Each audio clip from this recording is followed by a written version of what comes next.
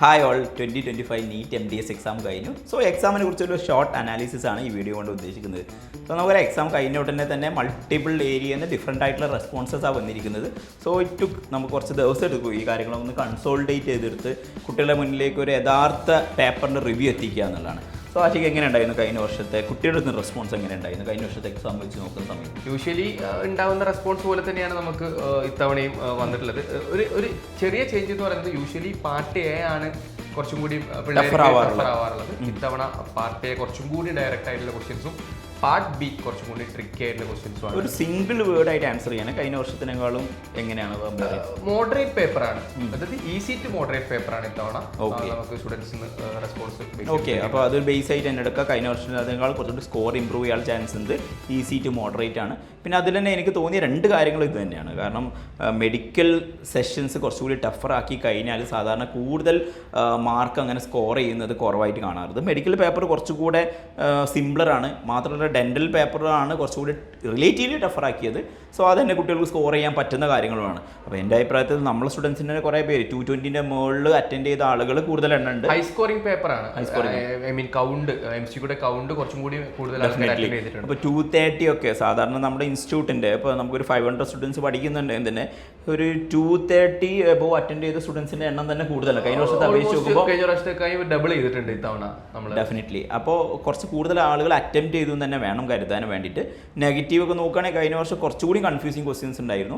ഈ പ്രാവശ്യം ഞാൻ പറഞ്ഞല്ലോ ഈ മെഡിക്കൽ പേപ്പറാണ് കൂടുതൽ എളുപ്പമാക്കിയത് എന്നുള്ളതുകൊണ്ടും രണ്ടാമത്തെ മെയിനായിട്ട് കാര്യം ടൈം അവിടെ റെസ്ട്രിക്ഷൻസ് വന്നിട്ടുണ്ടെന്നുള്ളത്. അത് ആക്ച്വലി ഒരു പോസിറ്റീവ് ടൈമിൽ വന്ന ഒരു ചേഞ്ച് ആണ്. അത് ആക്ച്വലി ഒരു പോസിറ്റീവ് തിങ് ആണ്. കാരണം മെഡിക്കൽ ഈ ടൈം കൊണ്ട് തന്നെ തീർക്കണം പാർട്ട് എ.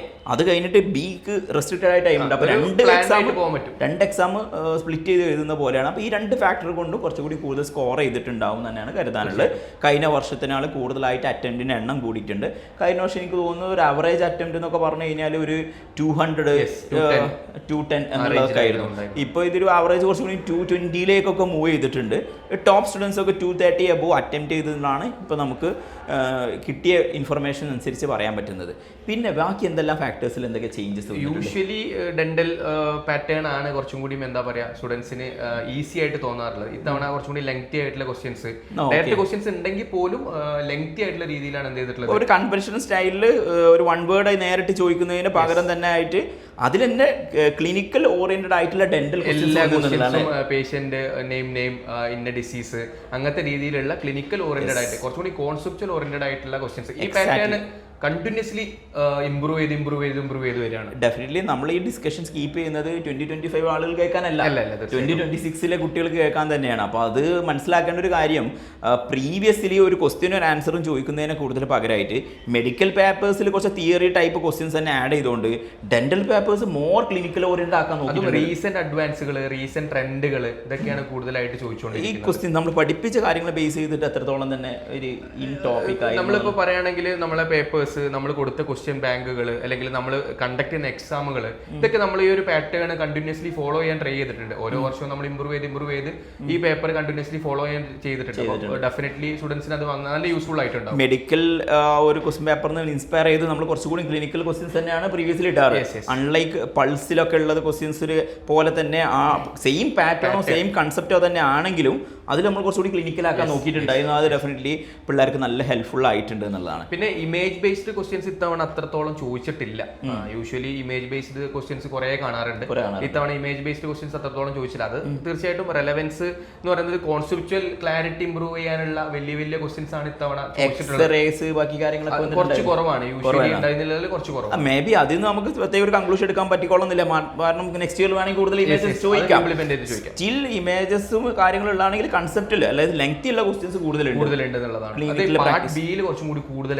ഈ ഹൗസ് ഏജൻസി ചെയ്യുന്ന ഒരു വർഷം റിപ്പീറ്റ് ചെയ്യുന്ന ആളുകൾ തമ്മിൽ ഈ വർഷത്തെ പേപ്പർ എങ്ങനെ ഡിപ്പെൻഡ് ചെയ്യും തോന്നിയിട്ടുണ്ട്? ഹൗസ് ഏജൻസി കുറച്ചുകൂടി റിലേറ്റ് ചെയ്യാൻ വേണ്ടി പറ്റും. കാരണം വെച്ചാൽ അവർ ക്ലിനിക്കലി കണ്ട കാര്യങ്ങൾ, ചെയ്തുകൊണ്ടിരിക്കുന്ന കുറച്ച് കാര്യങ്ങൾ ഈസി ആയിട്ട് അവർക്ക് കോറിലേറ്റ് ചെയ്യാൻ വേണ്ടി പറ്റും. എഴുതിയ അധികം ആളുകൾക്കും യെസ് ഒന്നുകൂടെ പഠിച്ചിരുന്നെങ്കിൽ ബെറ്റർ ആയിരുന്നേനെ എന്നുള്ള തോട്ട്സ് ഉണ്ടായിരുന്നു. അങ്ങനെ കുറെ ആൾക്കാർ മെസ്സേജ് ഉണ്ടായിരുന്നു.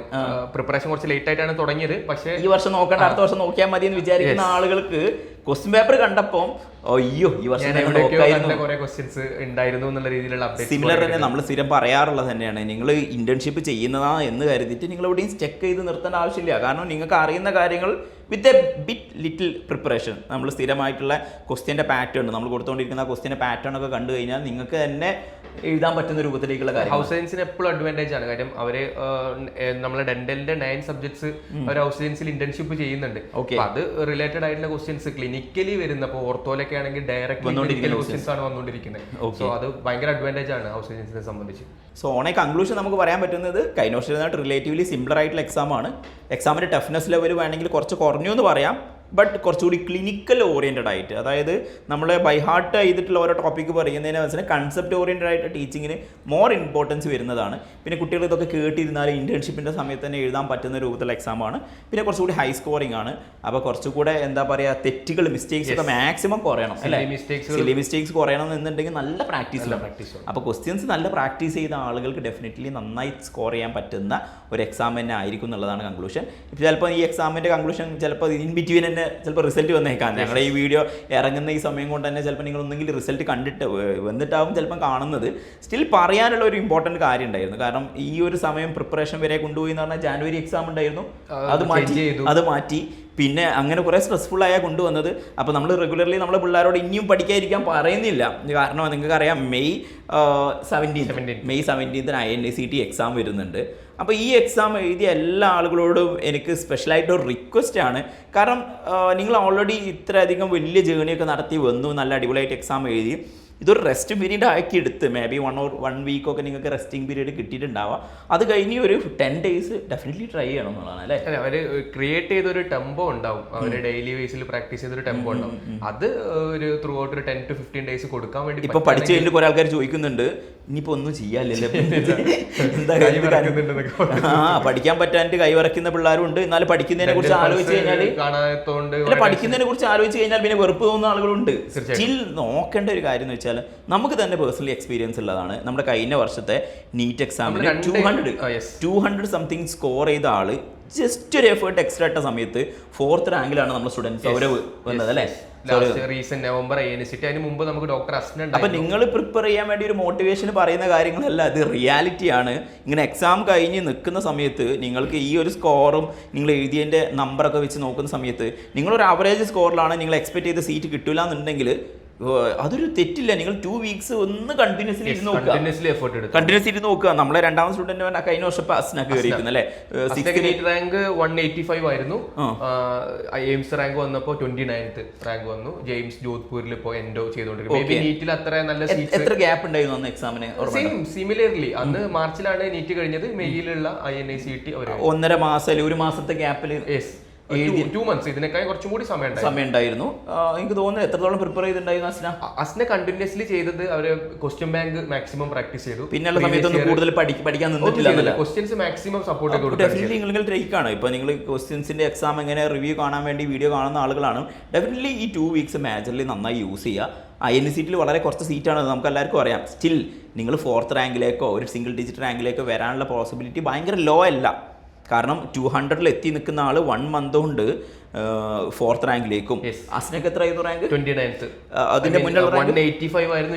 185 നീറ്റ് റാങ്ക് 29th റാങ്കിലേക്ക്. ഇപ്പോൾ അവിടെ പഠിച്ചുകൊണ്ടിരിക്കുന്ന ആള് ജെയിംസ് ജോധ്പൂരിലെ എൻഡോ പഠിച്ചുകൊണ്ടിരിക്കുക. നീറ്റ് റാങ്ക് വെച്ചിട്ട് അവൾക്ക് ആ ഒരു സീറ്റ്സ് കിട്ടണമെന്നില്ല, ആ ക്ലിനിക്കൽ സീറ്റ്സ് കിട്ടണമെന്നില്ല എൻഡോ എന്നുള്ള ഡിപ്പാർട്ട്മെന്റ്. പക്ഷേ എയിംസ് നല്ല രീതിയിൽ കുറച്ചൊരു ഡിമാൻഡുള്ള എൻഡോ എന്നുള്ള ഡിപ്പാർട്ട്മെന്റിലേക്ക് എത്താൻ പറ്റിയെന്നുള്ളതാണ്. സോ മെസ്സേജ് ഇത്രയാണ്. മേ ബി നമുക്ക് വെബിനാർ വരുന്നുണ്ട്. ആക്ച്വലി പറയുകയാണെങ്കിൽ വെബിനാറിന്റെ ഒരു വീഡിയോ എടുക്കാൻ വേണ്ടി നമ്മൾ നിന്ന സമയത്താണ് നമ്മുടെ എക്സാം അനലൈസ് വീഡിയോ നമ്മൾ എടുത്തിട്ടില്ല. ഡെഫിനറ്റ്ലി എക്സാമിന് അനലൈസിൻ്റെ ഡീറ്റെയിൽസ് നിങ്ങൾക്ക് കിട്ടിയിട്ടുണ്ട്.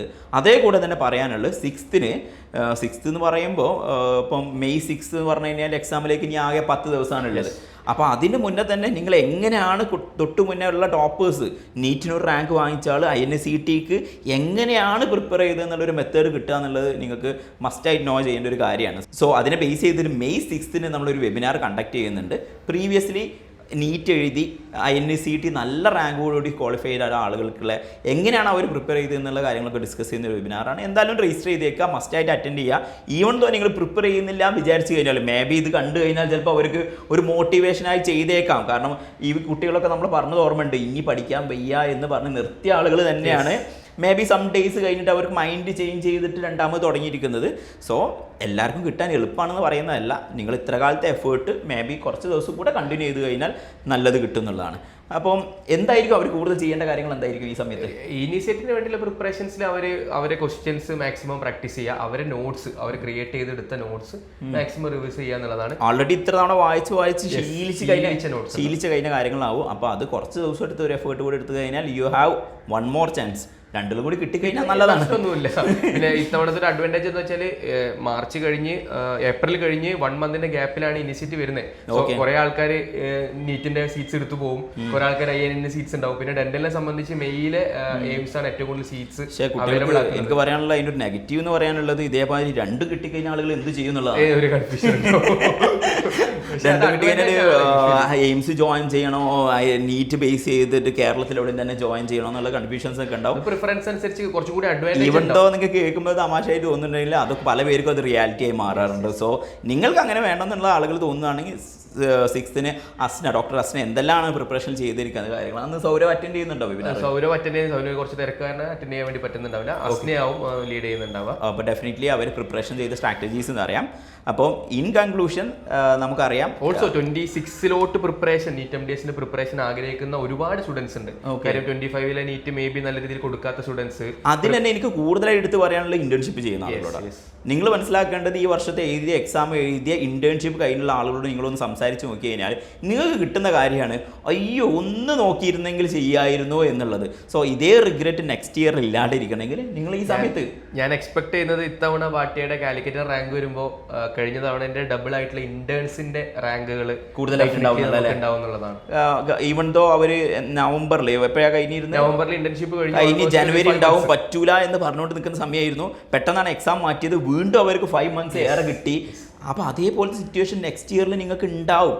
അപ്പോൾ അതിന് വേണ്ടി നിങ്ങൾ ഇപ്പോഴേ അത് പ്രിപ്പറേഷൻ ചെയ്ത് നിങ്ങൾ പ്രിപ്പയർഡ് ആയിട്ടിരിക്കുകയാണെങ്കിൽ, കാരണം നമുക്കറിയാം ഈ എക്സാമിൻ്റെ ഡേറ്റ് വന്ന സമയത്ത് January 31 വൺ ഓഫ് ദ കൂടുതൽ ഡെസ്പ് ആയിക്കുന്ന പേഴ്സൺ ആഷിക്കുണ്ടായിരുന്നു. അപ്പോൾ ഞാൻ കണ്ട എന്താണെന്ന് ചോദിച്ച സമയത്ത് പറയുന്നത് നമ്മൾ ഇന്റേൺഷിപ്പിൽ നല്ല പഠിക്കുന്ന പിള്ളേരുണ്ട്, അവരിങ്ങനെ പഠിച്ച് ക്ലാസ് തീരുന്നതിന് മുന്നേ തന്നെ പെട്ടെന്ന് എക്സാം വരും എന്ന് പറഞ്ഞാൽ അവർക്ക് ഡെസ്പ് ആയിരുന്നു, അവർക്കൊന്ന് റിവൈസ് ചെയ്യാനുള്ള സമയം കിട്ടിയില്ല എന്ന് പറഞ്ഞു. പക്ഷേ ജാനുവരി എത്തിക്കഴിഞ്ഞ് എക്സാം മാറ്റുമ്പോൾ പറഞ്ഞു അവർ ഹാപ്പി ആയി, കാരണം അവർ റഷ് ചെയ്തിട്ട് എല്ലാ ചാപ്റ്റേഴ്സും തീർത്തിരുന്നു, പിന്നെ റിവേഴ്സ് ചെയ്യാൻ ആപ്റ്റ് ടൈം ഉണ്ട്.